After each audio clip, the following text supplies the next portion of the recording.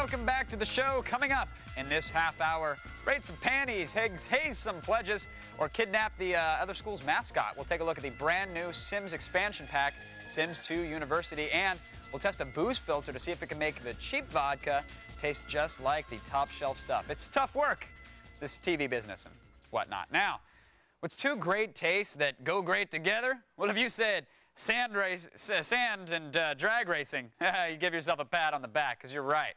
Fast cars, desert temperatures, sand in your teeth, what more could you ask for? Well, we'll see. We sent Tom Rowles and a camera crew out to Yuma, Arizona to check it out for ourselves.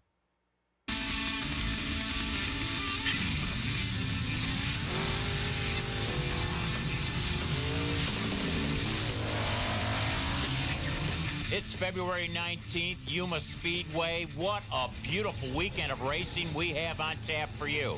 The American Sand Drag Association rolls into town, and I'll tell you what, we couldn't have a better turnout.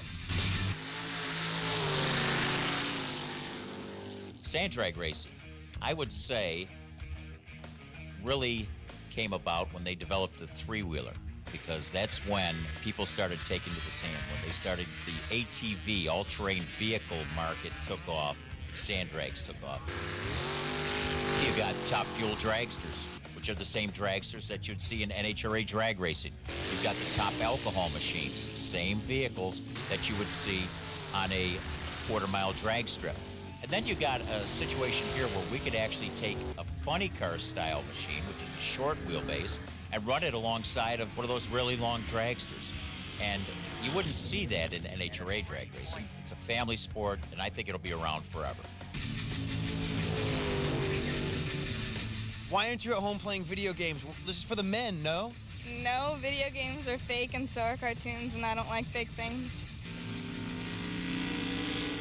Walk us through the scoring techniques here. Basically, this is a typical time slip.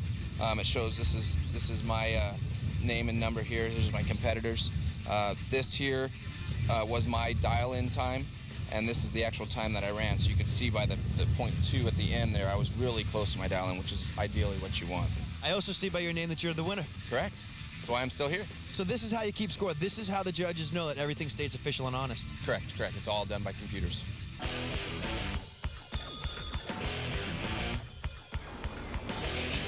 83.15 in the mile an hour.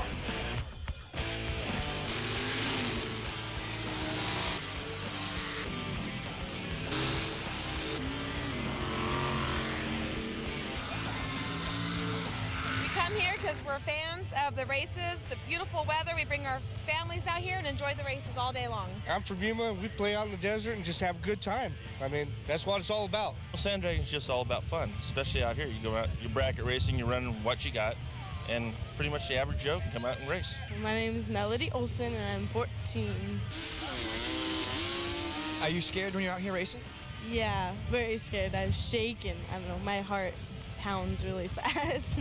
Having her race helps build her confidence in not only sand drags, but in all walks of life.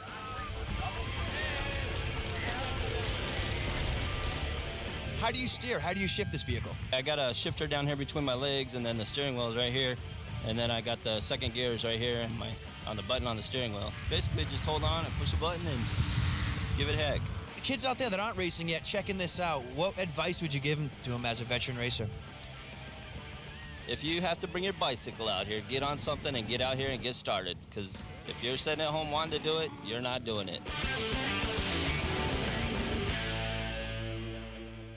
So that's exactly what happens when you spend 2 days in the desert sand drag racing. And yes, apparently it's as fun as it seems. So hit up our website and we'll give you the links to other sand drag events around the country. And now it's time for today's edition of The Feed. Yay, feed. All right, like the New York Yankees, except that they throw like girls and they get winded thinking about lunch, Microsoft is